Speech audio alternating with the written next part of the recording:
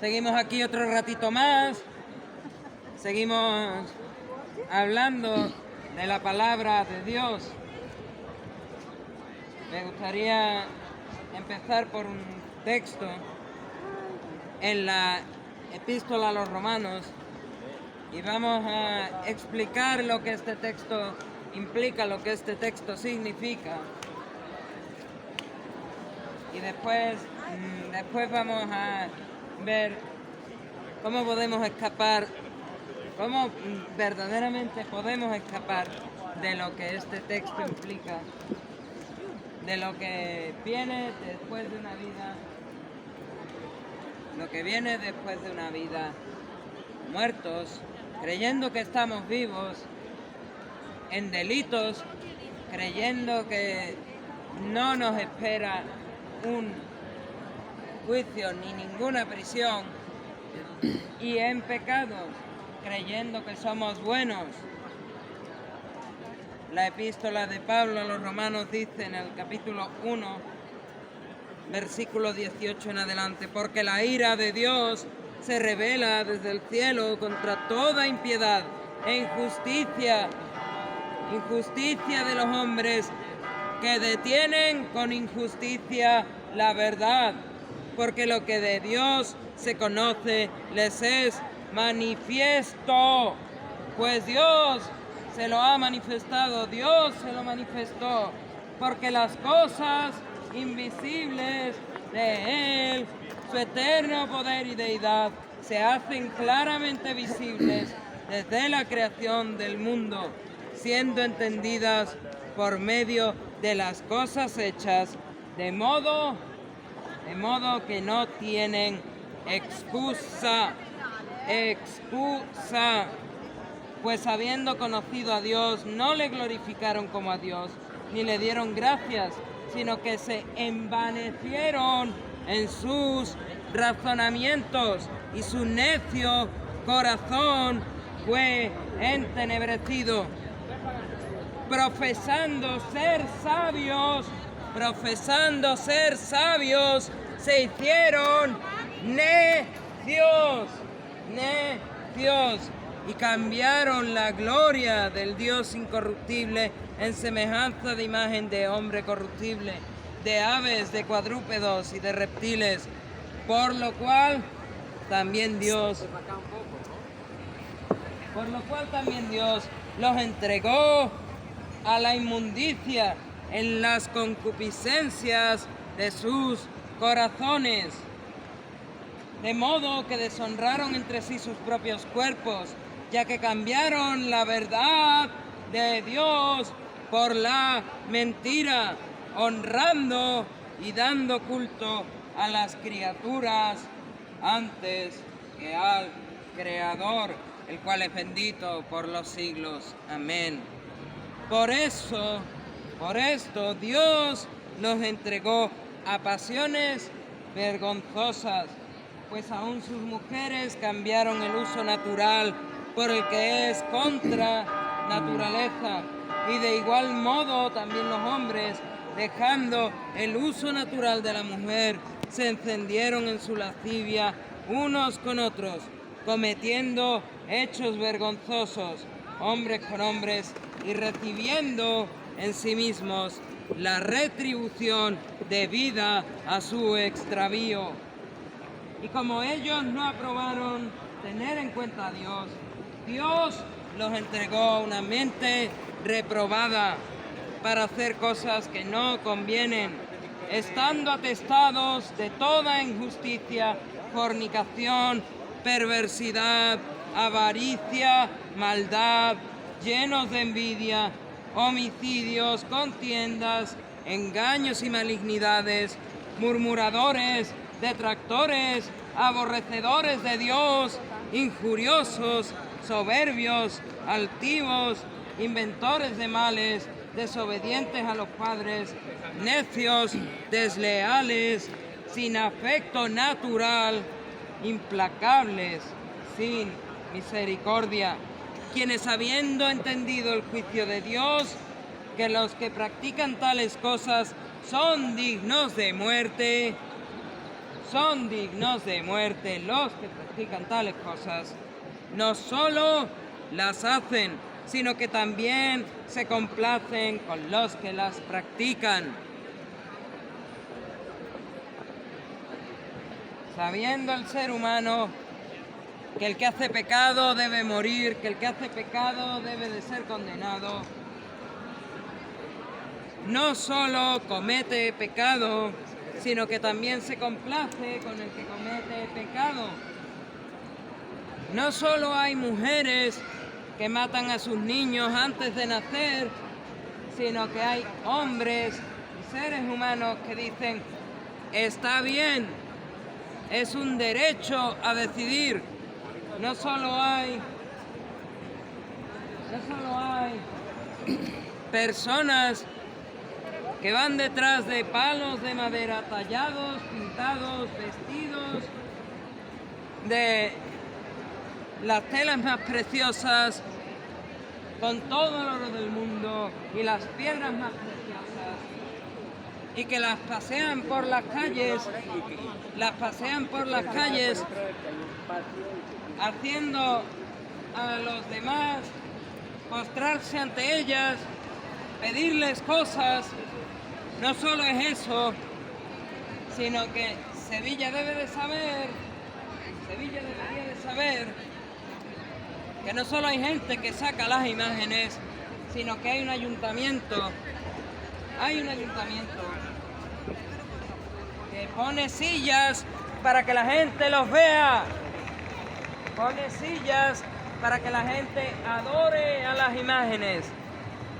No solo Sevilla y el mundo, no solo sabiendo que el pecado trae consecuencias, que trae muerte y condena eterna, no solo saben eso, sino que además cometen pecado y hacen que otros los cometan. Están de acuerdo con que otros los cometan. No es precisamente este el mensaje principal de este texto, es solo la conclusión lógica de una vida separados de Dios, de una vida tratando de hacer lo que nos da la gana, de despreciar a Dios por completo. La consecuencia lógica de una vida de desprecio a Dios, de desprecio a la conciencia, de desprecio a ese pepito grillo, a ese radar de aparcamiento que tenemos el ser humano, y es la conciencia, el desprecio a la conciencia, el desprecio a Dios. Su consecuencia final es esta. Sabes que el pecado está mal. Algunos saben que la paga del pecado es la muerte y que esa muerte es condena eterna en el infierno. Y sabiendo eso, sigues por tu vida caminando como si nada, pecando como si nada, permitiendo que otros pequen y estando de acuerdo con el pecado de otras personas. Qué temible, qué temerario es el hombre que, teniendo una conciencia, teniendo una naturaleza para saber que hay un Dios y que tiene unas normas, qué temible es la humanidad, que sabiendo que existe un Dios y que tiene unas normas, despreciamos a Dios, hacemos lo que nos da la gana, cometemos pecados, sabiendo que el pecado tiene consecuencias, cometemos pecados y buscamos no solo que otras personas puedan cometerlo, no solo eso, sino que decimos, adelante, sigue tu camino, sigue cometiendo pecados, no hay consecuencias, no va a haber una consecuencia a tu maldad. Más la palabra, la Biblia, la palabra escrita de Dios, las Escrituras, sí que enseñan una cosa bien distinta. enseñan una cosa bien distinta. Tenemos a un Pepito Grillo siempre al lado, a un radar de aparcamiento, si lo quieres ver así, que es nuestra conciencia, que cuando vas a mentir te dice las primeras veces, no mientas, eso está mal, no mientas, a Dios no le gusta eso. ¿Y qué hace el ser humano? Si tuviésemos un switch, un botón para apagar la conciencia, el ser humano la apagaría. El ser humano la apagaría. Pero el ser humano no la apaga, sino que pasa de largo. Decide no hacerle caso a su conciencia. Hace como si la conciencia le baja un botón y se apaga. Eso es lo que hace el ser humano. Seguir su camino, despreciar a Dios. Sabes que hay cosas que no se deben hacer y cosas que se deben hacer y te da igual. Sabes que hay pecados que no se deben cometer y los cumples. Sabes que el pecado tiene consecuencias. Sabes que el pecado tiene consecuencias y tú sigues pecando, tú sigues permitiendo, buscando que otras personas pequen igual que tú. Hay gente que si digo eso no me lo va a creer, pero vamos a poner algún ejemplo. ¿Qué es lo que ocurre en Estados Unidos desde 1916 hasta la actualidad? 60 millones de asesinatos institucionalizados porque a una señora se le metió en la cabeza que unos niños nazcan de personas impías van a ser personas impías, que unos niños nazcan de violaciones van a ser personas impías, que unos niños nazcan va a ser malo, va a haber sobrepoblación. ¿Cuál es la solución? Vamos a abrir unas clínicas donde permitamos a las mujeres asesinar a sus niños en el vientre. 1916, no hace tanto, poco más de un siglo, y en Estados Unidos 60 millones de niños han muerto antes de nacer. Simplemente porque una persona de nombre Margaret decidió desobedecer a Dios. Decidió decir, bueno, el asesinato de niños inocentes no está mal.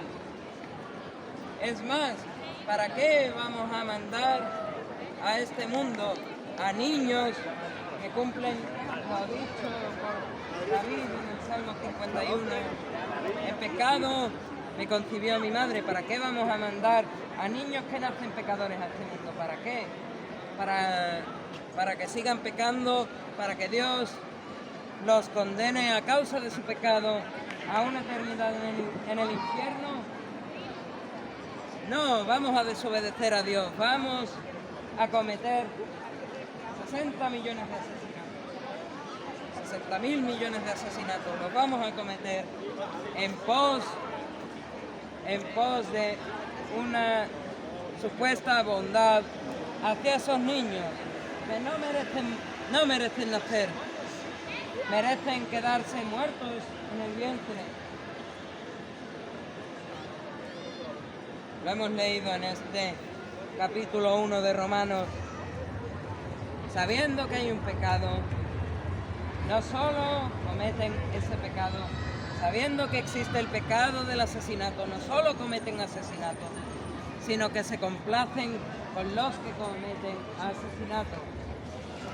Sabiendo que hay un pecado llamado asesinato, Margaret Sargent, la fundadora de Planned Parenthood, dice, adelante, os ofrezco todos mis recursos, todo el dinero del mundo, para que por más de un siglo matéis a más de 60 millones de niños antes de nacer.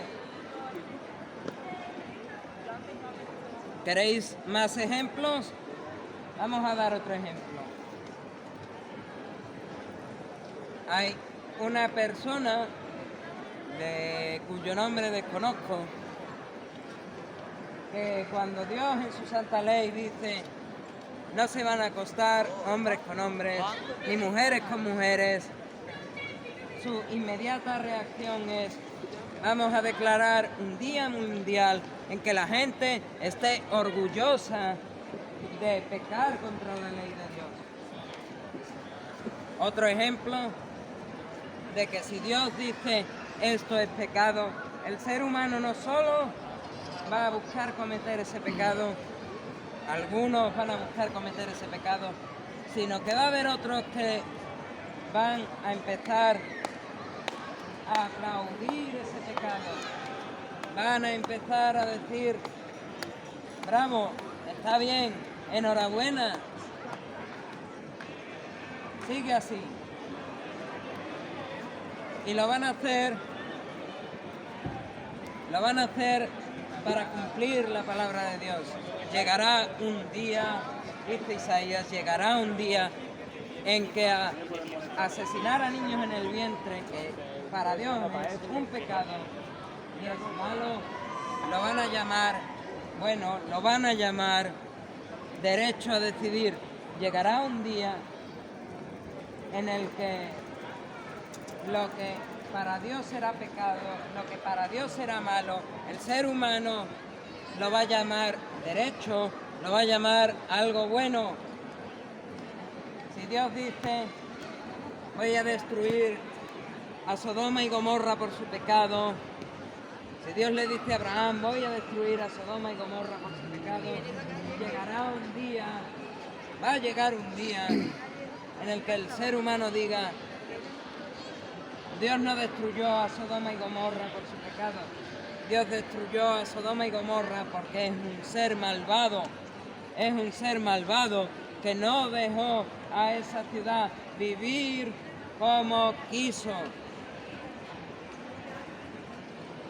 Y no es precisamente, si vamos al diccionario, no estamos tan lejos de ese día. No estamos tan lejos de ese día, cuando en el diccionario hay una palabra como es la sodomía, que no es ni más ni menos que tener relaciones hombres con hombres. Es una manera de blanquear algo por lo que Dios destruye a dos ciudades. Es una manera de blanquear el pecado. Blanqueamos el asesinato en el vientre cuando lo llamamos interrupción del embarazo. Blanqueamos las medias verdades, las mentirijillas, las mentiras piadosas, cuando decimos esto no es mentira. Blanqueamos el pecado de la mentira cuando decimos: no voy a decirle a mi madre que he suspendido porque le voy a hacer daño. Lo blanqueamos pensando que bueno, es porque no le haga daño a mi madre, porque mi madre no sufra. Es nuestra manera de blanquear el pecado. El ser humano, teniendo un radar de aparcamiento, un pepito grillo como es la conciencia, cuando te acercas al pecado, te dice: no lo hagas, y empieza a pitar: pip, pip, pip, pip, pip, pip. Tú pasas de largo, desobedeces a Dios, sigues viviendo tu vida, sigues viviendo como te da la gana, o al menos eso hemos hecho el 100% de la humanidad. Son estadísticas que no hay ninguna persona que sea solamente humana que pueda abrir la ley de Dios, el libro de Levítico, los 10 mandamientos y decir sinceramente: yo estoy libre de pecado, yo estoy libre de haber fallado a Dios, estoy libre de haber desobedecido a Dios. es pura estadística. El 100% de la humanidad, con su conciencia, teniendo su conciencia, ha desobedecido a Dios al menos una vez. No necesito Es lo que preguntaba hablar de Lázaro. pecados evidentes.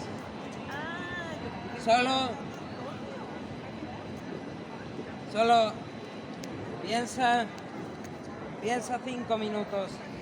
¿Cuántas veces has mentido? Yo no tengo falanges en los dedos de las manos y de los pies para contar las veces que puedo haber mentido. ¿Cuántas veces tus padres te han castigado porque desobedeciste? Pues yo creo que cada uno lo habremos sufrido una vez en nuestra vida. ¿Cuántas veces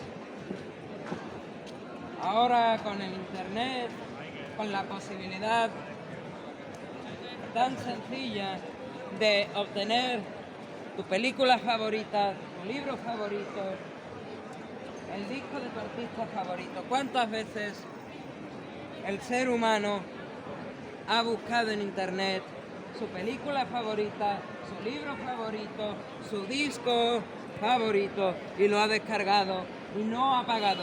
¿Cuántas veces? Espero no ser el único culpable de esto. De hecho sé que no soy el único culpable de esto. Solo he mencionado 3 leyes. ¿Qué hay de las otras 620? Solo he mencionado 3. ¿Qué hay de las otras 620? Pues dice Dios en su palabra, en la epístola de Santiago, capítulo 2, versículo 10. Cualquiera que intenta cumplir a cabalidad, a perfección, las 623 leyes de Dios y ofenda una de ellas, se hace culpable de las 623. No lo digo yo, esto lo dice Dios, esto lo dice su palabra. ¿Y qué es lo que dice Dios? Tienes una conciencia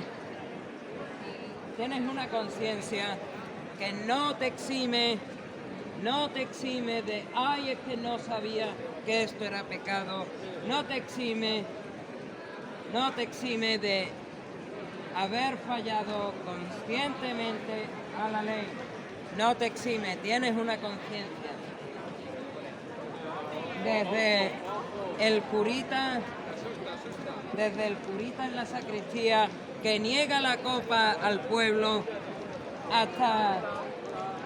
hasta los indígenas en esa isla en el Océano Índico, que al mínimo extranjero que se acerca le empiezan a arrojar lanzas, palos, piedras, de uno a otro, todos y cada uno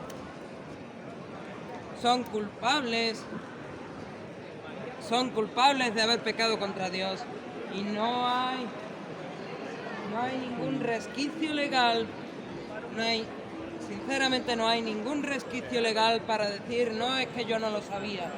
Tienes tu conciencia, tienes una conciencia. El ateo que dice Dios no existe, lo que Dios le dice al ateo que dice que Dios no existe, la naturaleza da pruebas de la existencia de Dios. La ciencia que algunos enarbolan como el arma para matar a Dios, enseña, esto no lo digo yo, lo dice la ciencia, toda causa ha de tener, todo efecto ha de tener una causa, todo efecto ha de tener una causa. Mas ¿cuál es la causa para el universo?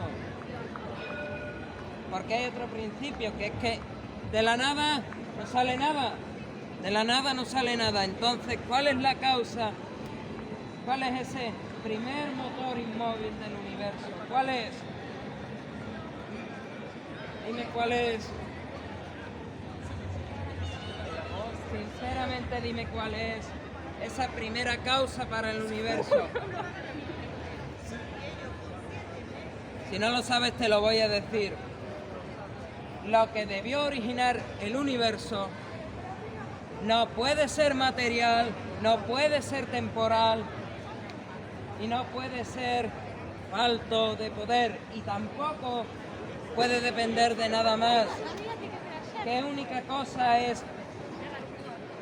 Bueno, digo cosa, pero ¿qué único ser es todopoderoso, inmaterial, atemporal e independiente de cualquier otra cosa creada? Irremediablemente, ahí tienes que poner a Dios. Irremediablemente ahí tienes que poner a Dios. Y da igual lo que quieras creer. No hay excusa. No tienes excusa. Tu pecado no tiene excusa delante de Dios. Tu pecado demanda justicia, tu pecado demanda ira, tu pecado demanda sacrificio. Y si no eres tú el que pague por tu pecado, alguien más debe de hacerlo. Alguien más debe de hacerlo. ¿Mas qué dice su palabra? Dice la epístola a los Hebreos: y ciertamente todo sacerdote está día tras día ministrando y ofreciendo muchas veces los mismos sacrificios, intentando ofrecer sacrificios por la expiación de tu pecado. Ya sea en el tabernáculo en el desierto, ya sea en los 2 templos de Jerusalén, los sacerdotes estaban día tras día ministrando y ofreciendo un sacrificio por el pecado del pueblo. ¿Mas qué dice la palabra de Dios? Ofreciendo muchas veces los mismos sacrificios que nunca, oye bien, nunca, da igual, nunca pueden quitar los pecados. No hay ningún sacrificio que el hombre pueda ofrecer que quite tu pecado de ti. Pero hay un pero, siempre tiene que haber un pero, y aquí hay un pero. Pero Cristo, habiendo ofrecido una vez y para siempre un solo sacrificio por los pecados, se ha sentado a la diestra de Dios. De ahí en adelante esperando hasta que sus enemigos sean puestos por estrado de sus pies. Y oye bien, amigo que estás parado, pasando, sentado, oye bien, porque con una sola ofrenda, Cristo Jesús hizo perfectos para siempre a los santificados. Y nos atestigua lo mismo el Espíritu Santo, porque después de haber dicho, este es el pacto que haré con ellos.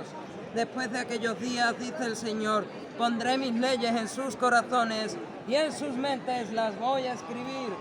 Y añade, y nunca más me acordaré de sus pecados y de sus transgresiones. Porque donde hay remisión de pecados, donde hay remisión de transgresiones, ya no hay más ofrenda por el pecado. Tu pecado no tiene excusa delante de Dios. La consecuencia de tu pecado te va a venir, te guste o no te guste. Dice Dios en su palabra, la paga del pecado es muerte. Dice Dios en su palabra, por cuanto todos hemos pecado y estamos destituidos de la gloria de Dios. Estamos expulsados de la gloria de Dios, de la presencia de Dios. Llámalo la no presencia de Dios si te parece, pero eso es como llamar al asesinato de niños en el vientre, el derecho a decidir de las mujeres. La no presencia de Dios es el infierno, la condena, el Seol, el castigo eterno, el lago que arde con fuego y azufre, el horno de fuego, el llanto y el crujir de dientes.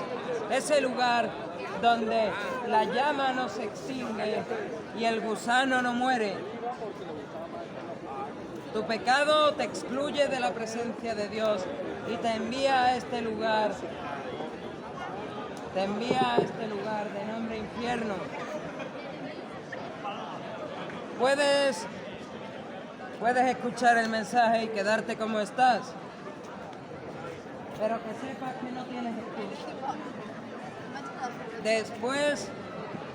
Después de escuchar la palabra de Dios, toda excusa que puedas poner queda más que invalidada, incluso aunque no hubiese conciencia, incluso aunque Dios cauterizase tu conciencia. Después de escuchar la palabra de Dios, ya no hay más excusas. Después de escuchar lo que Dios tiene que decir, no hay más excusa. Tu pecado te va a llevar al infierno. Y si te da igual, no tendrás excusa delante de Dios. No va a haber excusa. Mas, ¿qué es lo que dice Dios?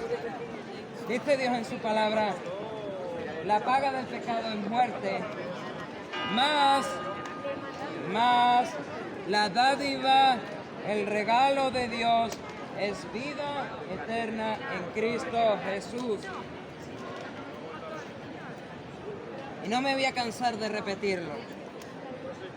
Margaret Sargent, fundadora de Planned Parenthood, el que se inventó todo esto de el colectivo Arcoiris, Hitler, Pol Pot, Maduro, Chávez, el Partido Comunista de China, la dinastía Kim de Corea, Francisco Franco, Salazar en Portugal, Tito en Yugoslavia, y tantas personas que para algunos son horribles, dice Dios. El pecado de todas estas personas es muerte, el pecado de todas estas personas es ser expulsados al infierno, mas el regalo de Dios es que pueden tener la vida eterna en el cielo. Es lo que Dios te quiere decir hoy. Puedes tener la vida eterna en el cielo. ¿Y qué es lo que Dios demanda de ti? Has pecado y no tienes excusa. ¿Quieres intentar seguir lo que ya expresa Ezequiel en el capítulo 18 del libro de Ezequiel? Que el que se arrepiente de sus pecados y no vuelve a cometer un solo pecado desde que se arrepintió hasta que se murió va a alcanzar la vida eterna. ¿Quieres intentarlo? Te diré lo que eso es.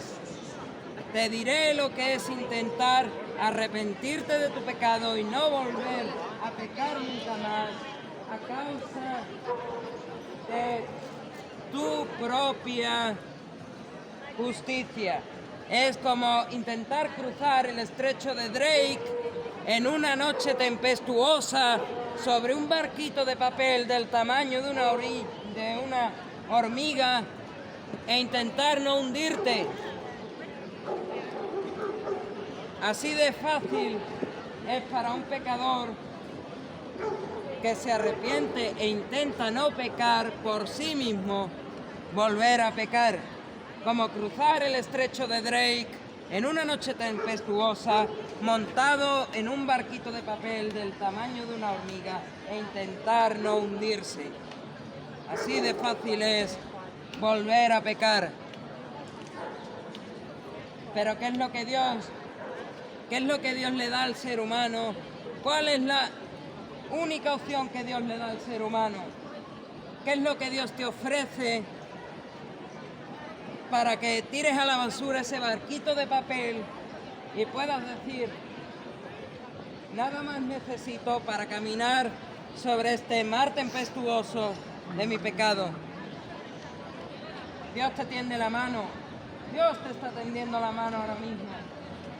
La misericordia, la gracia, el amor de Dios y su bondad te está tendiendo la mano para que Él no aplique la justicia debida a su santidad, para que Él no aplique su ira, para que Él no sea contra ti fuego consumidor. Dios te está tendiendo la mano. ¿Cómo vas a responder? ¿Cómo vas a responder? Agarrarás su mano como hizo Pedro. 5%. Vale. Agarrarás su mano como Pedro y te sacará del mar y te llevará a un lugar seguro. O te vas a quedar chapoteando y hundiéndote en el mar de tu pecado. ¿Qué vas a hacer? Te voy a decir muy clarito lo que Dios ha hecho por ti, lo que Dios hizo por mí, lo que Dios ha hecho por ella y por él y por todos los que estamos aquí, para que tú puedas agarrar su mano y salir del mar, del océano de tu pecado, al lugar seguro, donde su ira y su fuego consumidor no te van a alcanzar. Lo que Dios hizo fue encarnarse, el Creador viniendo a vivir en el estercolero de las criaturas, el Creador viviendo la vida que la criatura no puede vivir por 33 años y medio,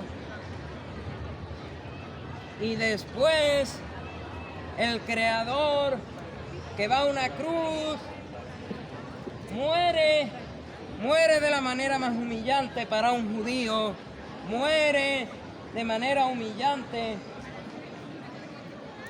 Como dice su palabra, maldito es el hombre que es colgado en un madero, maldito es el hombre que muere en una cruz, pues Él se hizo maldición, Él se humilló por ti.